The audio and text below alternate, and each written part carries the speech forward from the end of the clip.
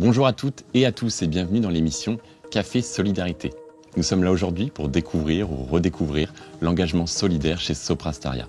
Durant cette émission, nous aborderons plusieurs thématiques. Tout d'abord, comment Soprasteria s'engage en faveur de la solidarité, comment la fondation Soprasteria Institut de France agit pour l'inclusion numérique, comment nos collaborateurs se mobilisent avec la plateforme Vendredi et enfin, comment Soprasteria et ses collaborateurs se sont mobilisés durant la crise Covid. Pour commencer, j'accueille sur ce plateau Fabienne Maté-Guirbig, directrice responsabilité d'entreprise et développement durable et membre du COMEX Soprasteria, afin de parler du programme Solidarité.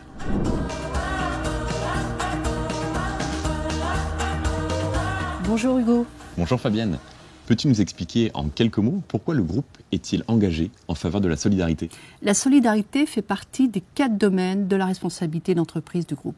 Elle est en accord avec nos valeurs et fait partie de notre ADN. Notre programme aujourd'hui est complètement intégré à la stratégie du groupe. Aujourd'hui, elle répond à des attentes de plus en plus fortes de sens de la part de nos collaborateurs. Plus récemment, les effets néfastes de la crise Covid en termes sociaux et humains rendent nécessaire un numérique qui soit plus responsable et surtout solidaire.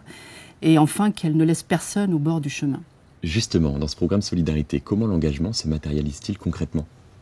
Nous avons 2 piliers majeurs de la solidarité de l'entreprise et des collaborateurs. Tout d'abord, notre fondation, depuis plusieurs années, qui met le numérique au service des personnes les plus fragilisées et de l'environnement.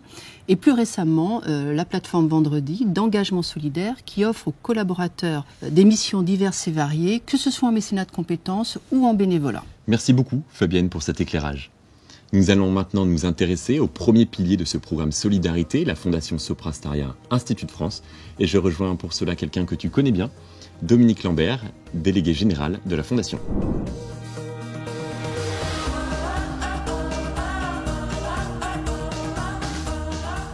Bonjour Dominique, peux-tu nous dire quelle est la mission de la Fondation Soprasteria Institut de France ? La mission de la Fondation, c'est l'inclusion numérique. C'est-à-dire que nous souhaitons rendre le numérique accessible à tous et notamment à des publics vulnérables. Nous soutenons des projets associatifs, solidaires, numériques, à dimension soit sociale, soit environnementale. Et la Fondation, qui est abritée par l'Institut de France, fêtera ses 20 ans l'année prochaine. Comment la Fondation soutient-elle les projets concrètement ? Concrètement, la Fondation soutient les projets de 2 manières, via un soutien financier aux associations et avec le bénévolat des collaborateurs. Et comment l'engagement bénévole des collaborateurs se traduit-il ? Cet engagement se traduit de 2 manières. Soit ils peuvent devenir parrains ou marraines d'un projet de la Fondation, soit ils peuvent bénéficier de cet accompagnement en proposant un projet à la Fondation.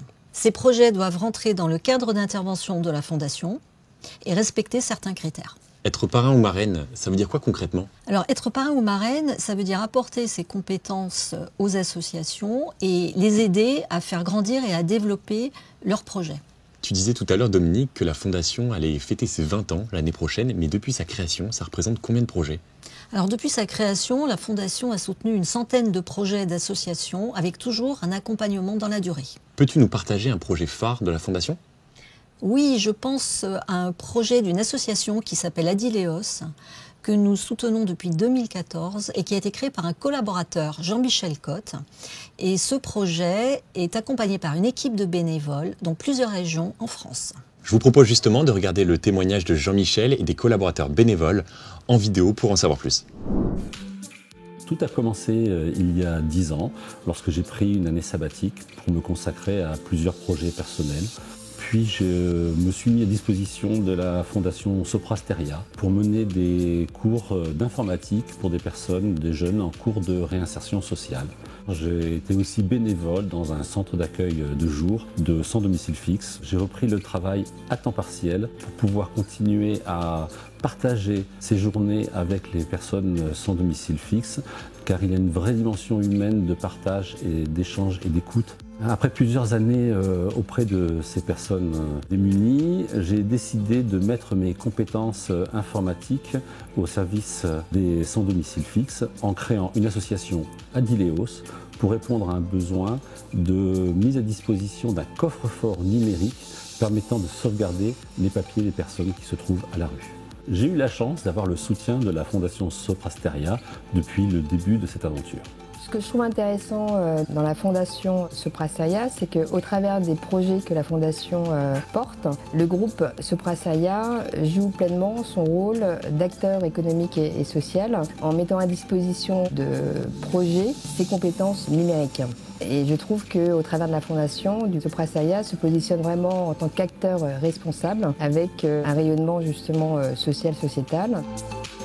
Je me suis engagée suite à un appel à bénévoles de la Fondation, il y a à peu près 1 an, pour contribuer au projet Adileos. Pourquoi je me suis engagée? Parce qu'au quotidien, on rencontre plusieurs personnes dans la rue, en grande précarité. On peut donner un ticket resto, une pièce, mais c'est vrai qu'on se sent vite impuissant. Et donc s'engager auprès d'Adileos, c'était une manière de pouvoir les aider de manière plus durable. Désormais, Adileos met à disposition à travers son portail plusieurs services qui permettent d'aider aussi bien les personnes accueillies que les structures d'accueil.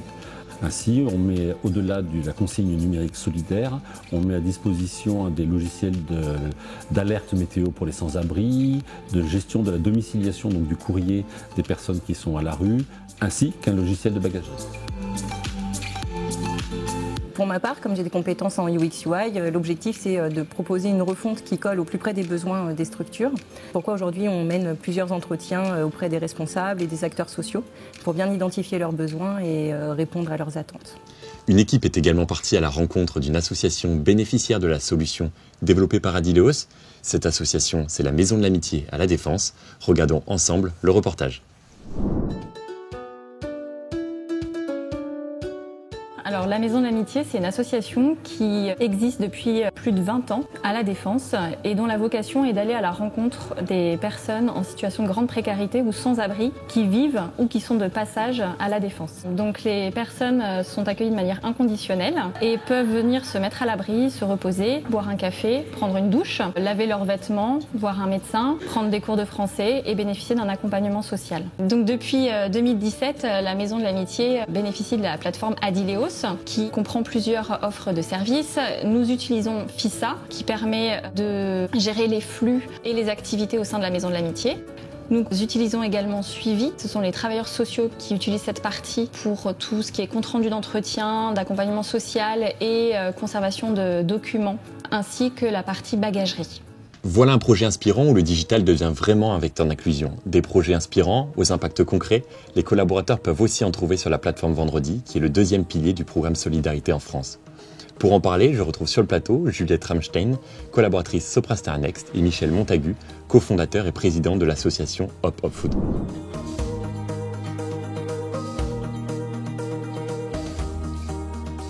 Bonjour à vous deux et merci d'être avec nous aujourd'hui. Bonjour. Pour débuter cette nouvelle séquence, nous sommes en duplex avec Frédéric Mouton, directeur de la région ARA, mais également référent solidarité Pôle France. Frédéric, est-ce que tu nous entends ? Bonjour Hugo, oui très bien. Bonjour à toutes et tous. Je suis ravi d'être avec vous depuis le site de Lyon. Frédéric, Soprasteria a lancé il y a quelques mois la plateforme Vendredi. Dans quel but ? Alors la plateforme Vendredi permet de répondre aux attentes des collaborateurs pour s'engager dans des domaines variés, en bénévolat, mais aussi en mécénat de compétences. Il s'agit d'une plateforme en ligne mise à disposition par la start-up solidaire Vendredi, qui met en relation des associations très diverses, il y en a plus de 400, avec des collaboratrices et collaborateurs du groupe qui mettent leurs compétences à leur service. Cette plateforme a permis, avec son ouverture, de faciliter cette mise en relation qui s'avérait essentielle pendant la période de crise où l'on a vu s'exprimer un fort élan de solidarité nationale, collectif et individuel. Et enfin, pour les collaboratrices et collaborateurs qui avaient envie de s'engager, il nous a paru important de les aider à participer à cette mobilisation. Enfin, ma conviction, les entreprises qui seront résilientes seront forcément les entreprises solidaires. Frédéric, peux-tu nous faire un premier bilan depuis le lancement de la plateforme Vendredi ? Alors à ce jour, c'est un bilan très positif. Nous avons près de 600 collaborateurs inscrits sur la plateforme et une 50aine de missions sont en cours. Merci Frédéric, ces résultats sont très encourageants. Merci Hugo. Alors justement, Juliette, toi tu es une collaboratrice déjà engagée. Je vais te laisser tout d'abord te présenter et nous dire pourquoi et comment tu es entrée en contact avec l'association Hop Hop Food. Alors, je suis Juliette Ramstein, consultante santé sociale emploi depuis septembre 2019 et j'ai eu des expériences associatives par le passé. Donc, lorsque j'ai découvert la possibilité de faire du mécénat de compétences, j'ai immédiatement saisi l'occasion. Et concrètement, comment tu as procédé ? Alors, je me suis rendue sur la plateforme Vendredi, sur laquelle il y a un large choix de missions et d'associations. Et en filtrant avec mes compétences et le domaine qui m'intéressait, la lutte contre la précarité alimentaire, je suis tout de suite tombée sur l'association Hop Hop Food et ça tombe bien car je les connaissais déjà. Et ton management, comment il a réagi ? Mon management a été très réceptif. Il a fallu faire preuve d'agilité pour concilier mon investissement et ma mission chez le client, mais tout cela, c'est très bien organisé. Michel Montagu, vous êtes cofondateur et président de l'association Hop Hop Food. Pouvez-vous nous dire en quelques mots quel est le but de l'association et quels en sont les bénéficiaires ? Alors Hop Hop Food, c'est une association reconnue d'intérêt général qui a 2 missions, très simplement. Première mission, lutter contre le gaspillage alimentaire. Deuxième mission, lutter contre la précarité alimentaire. Donc pourquoi lutter contre le gaspillage alimentaire ? Parce que vous savez peut-être qu'un tiers de la nourriture qui est produite dans le monde n'est jamais consommée. Donc c'est un scandale, on va dire, économique, écologique et moral. Puisque c'est quand même dingue qu'on jette un tiers de ce qu'on produit. Et la deuxième chose qu'on essaie de faire, c'est de lutter contre la précarité alimentaire, comme l'a dit Juliette, puisqu'en France, on a 16 millions de personnes qui n'ont pas de quoi se nourrir, qui ont moins de 3,50 € par jour et par personne pour se nourrir. Et nous, on essaie de les aider à mieux manger. De votre côté, Michel, comment s'est passée la mise en relation via la plateforme Vendredi entre Juliette et vous ? Très simplement, puisque Juliette, on la connaissait d'avant, puisqu'elle avait déjà été bénévole. Sinon, ça se passe de la façon suivante, c'est très simple. On poste effectivement sur la plateforme Vendredi les compétences dont on a besoin. Il y a des personnes qui postulent, on regarde les candidats, on les appelle tous un par un et on voit si ça fit. Juliette, concrètement, qu'est-ce que tu as fait dans le cadre de ta mission chez Hop Hop Food ? J'ai contribué au développement du réseau de commerce solidaire de l'association Hop Hop Food sur leur plateforme digitale pour lutter contre le gaspillage alimentaire. J'ai donc été sensibiliser les commerçants à la lutte contre la précarité alimentaire. J'ai fait preuve de pédagogie en leur expliquant la démarche de l'application et le projet. Et ensuite, j'ai tenté de les convaincre de rejoindre ce réseau de commerce solidaire. Michel, pouvez-vous nous dire simplement ce que la mission de Juliette vous a apporté ? La mission de Juliette nous a permis d'accueillir des commerces dans notre plateforme solidaire Hop Hop Food, alors qu'au début, elle n'était réservée qu'à des particuliers qui pouvaient faire des dons alimentaires. Donc, ça nous a permis d'atteindre les 100 commerces qui donnent tous les jours des produits, et donc 5000 produits qui ont pu être distribués à des personnes en précarité alimentaire. Juliette, quel bilan tires-tu de cette mission en mécénat de compétences ? Pour moi, cette mission était un réel échange pour toutes les parties prenantes. Ça a été très enrichissant pour moi d'avoir cette expérience, aussi bien pour ma motivation en tant que consultante que pour améliorer mes compétences, mon ouverture, ma façon d'appréhender les différents enjeux. Et je souhaiterais beaucoup renouveler cette expérience et donc je tiens à repostuler à des missions via la plateforme. Merci à vous deux pour vos témoignages. Maintenant, on en sait plus sur ce qu'est le mécénat de compétences et à quoi ça sert. Nous allons à présent revenir sur la manière dont Soprastaria et ses collaborateurs se sont mobilisés durant la crise Covid. Et pour cela, je retrouve Fabienne Maté-Guermig.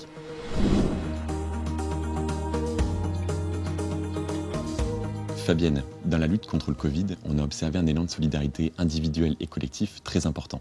Comment nos collaborateurs se sont-ils mobilisés ? C'est vrai que nos collaborateurs se sont largement mobilisés à travers le groupe. Par exemple, ils ont fabriqué des matériels de protection grâce à des imprimantes 3D professionnelles ou personnelles. Et nos makers ont distribué plusieurs milliers de visières à des personnels soignants et aussi à des commerces de proximité. Et puis nos collaborateurs réservistes ont accompagné l'armée dans la gestion des populations et des services médicaux, par exemple. Je crois également que nos équipes se sont largement mobilisées pour développer des innovations pour lutter contre le Covid. Peux-tu nous en citer quelques-unes ? Effectivement, nos équipes ont travaillé sur des solutions innovantes dans la lutte contre le Covid. Par exemple, une solution Q@Home a été développée par nos équipes en Italie pour réduire l'attente dans les files devant les supermarchés. Nos équipes se sont également mobilisées pour participer à des hackathons, notamment ceux de la Commission européenne. Nous pouvons être fiers de la solution proposée par les équipes norvégiennes, Holocare, qui a été primée. Cette solution numérise la relation entre les médecins et les patients. Y a-t-il eu d'autres formes d'action ? Oui, tout à fait. Nos collaborateurs ont participé à de nombreuses actions, dont des challenges pour aider les personnels soignants ou faire des collectes de dons pour la recherche contre le Covid auprès de la Fondation APHP ou des Hospices civils de Lyon. Et puis, le groupe a fait d'importants dons de masques sur tout le territoire à des organismes de soins. Merci beaucoup, Fabienne. Nous sommes arrivés à la fin de cette émission. Merci à tous les intervenants pour leur éclairage et leur témoignage. À travers ces deux piliers, la fondation Soprasteria Institut de France et la plateforme Vendredi, le groupe offre de nombreuses possibilités aux collaborateurs de mettre leurs compétences humaines et numériques en action. Avec cet engagement solidaire, on met véritablement en pratique la mission de Soprasteria. Ensemble, construisons un avenir positif en mettant le digital au service de l'humain. À très bientôt.